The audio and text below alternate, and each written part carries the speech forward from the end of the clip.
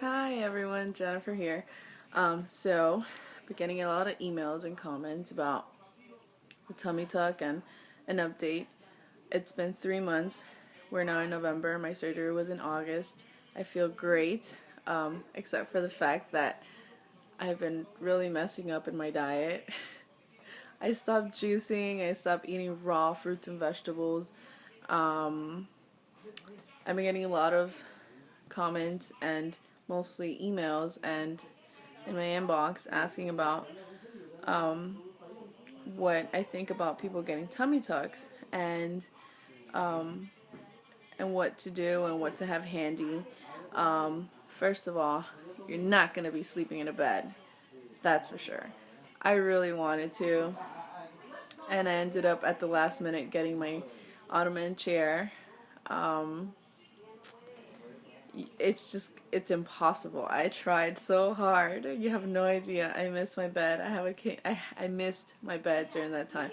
I have a king size bed and I just wanted to lay on it, but because I was bent down so bad, it was impossible to.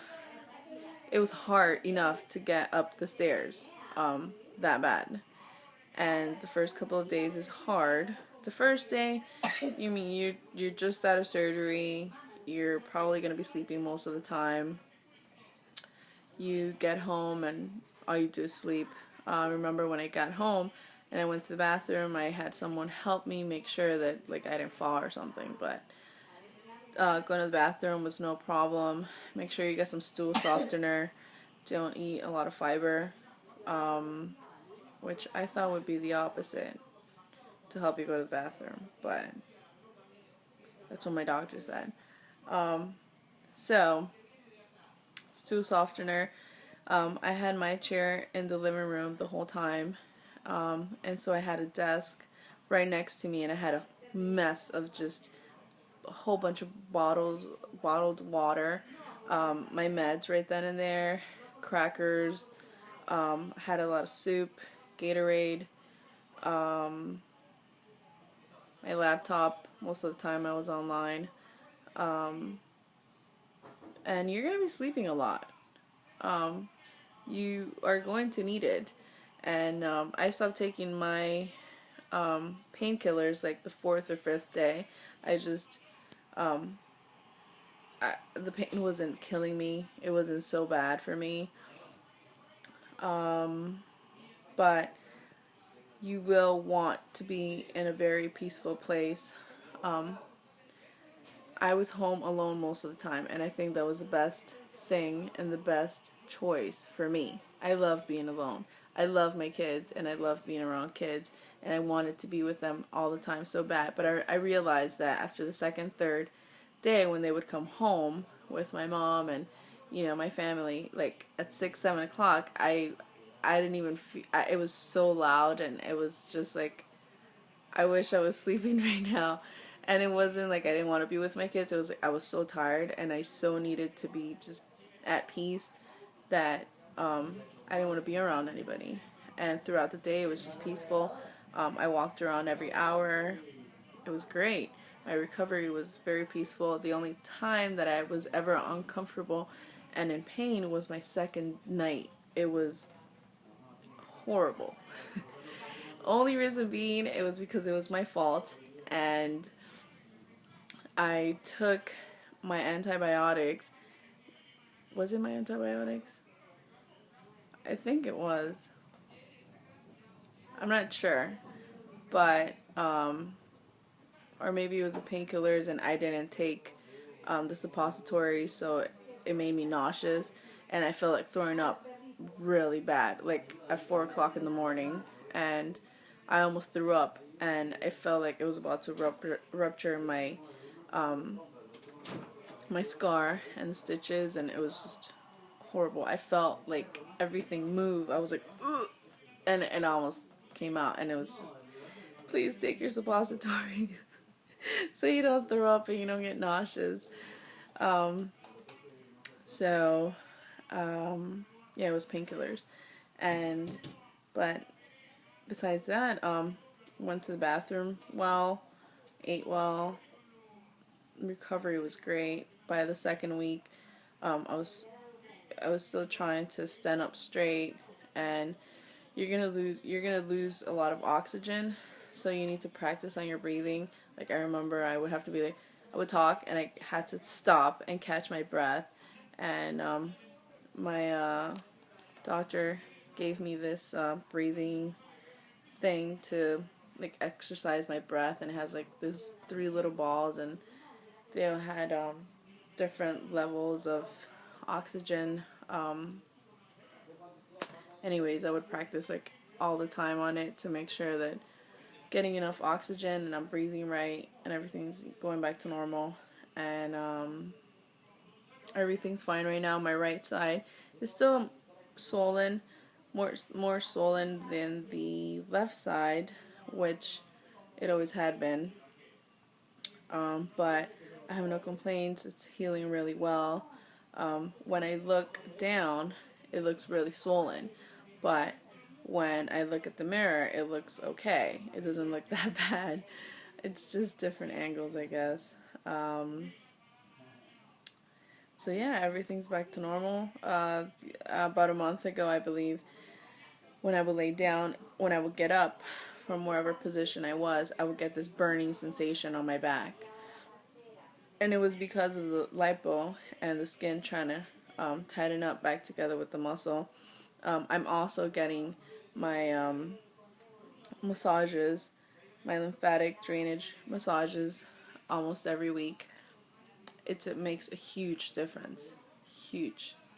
And I would just recommend eating well, eating lots of greens. Always does the body good. Also, a lot of people didn't know this, but if you take turmeric, which I've done it in a tea, or I bought the pills and I take it every day. Turmeric is a non.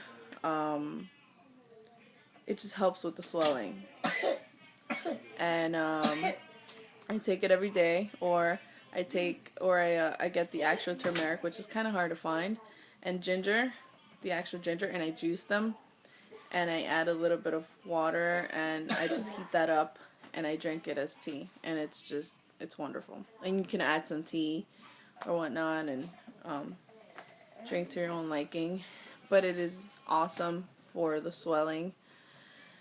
My daughter has the flu, and I think I'm getting it too. Hopefully not. When I cough, it still hurts at times. It doesn't. I don't have that burning sensation that I used to have, but I feel the tightening, and it's the pulling of the muscles. That's what it feels like. It still feels tight. I'm feeling a little flabby now. It's kind of weird. Maybe it's just because everything's going back to normal, or because I'm eating a lot of crap, a lot of carbs. But I'm trying to get back to that. So maybe now it's time to show you what it is like. And I'm wearing tight jeans, so I might have some slight markings. Here we go.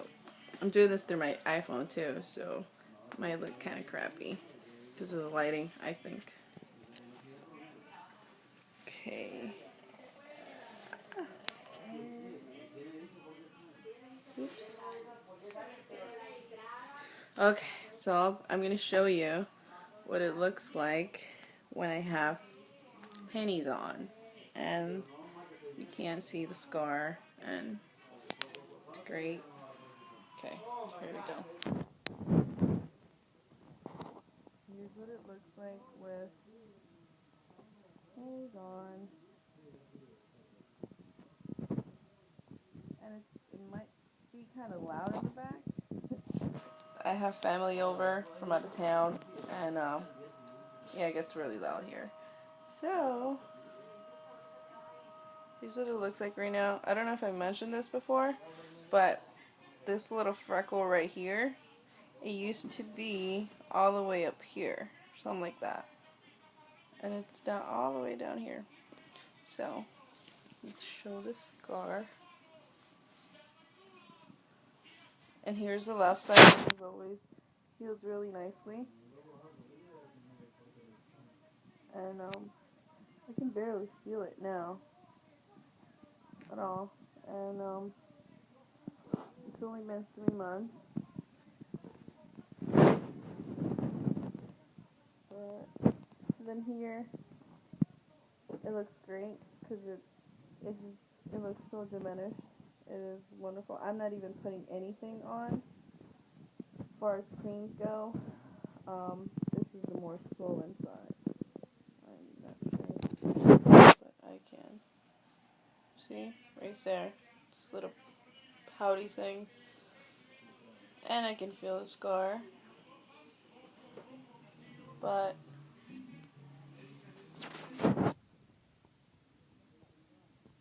still got a way to go, and I'm pretty satisfied with how it looks and feels. It's not like I can touch it and it doesn't hurt anymore. It's not that tender. Maybe when I go like this, it's a little tender, but not as much. Right here, when I scrub, when I'm washing up, it feels really tender. But if I touch with my arm, with my hand, it's fine. So everything looks really nice, and here it goes.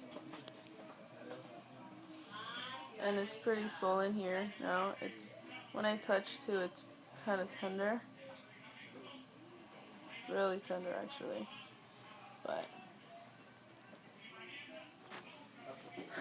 we'll see how it all heals, and keep you guys updated. Bye.